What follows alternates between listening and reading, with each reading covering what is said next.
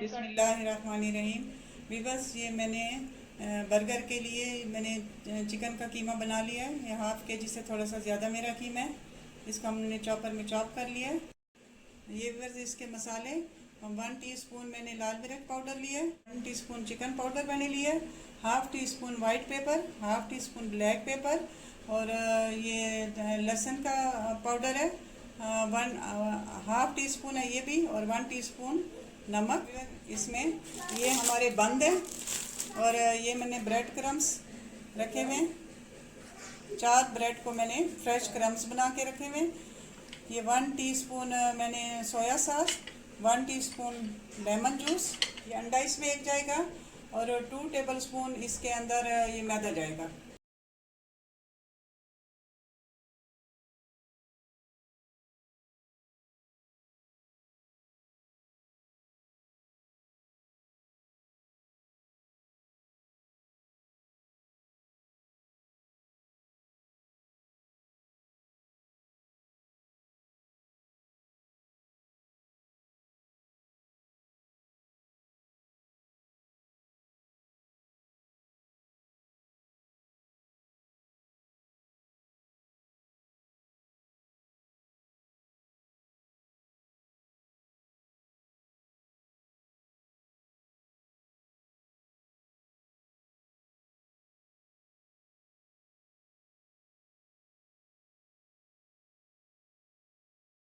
हम इसकी बर्गर की सॉस बनाएंगे, जिसमें मैंने कैबेज इस तरह बारीक काट के रख दिया है।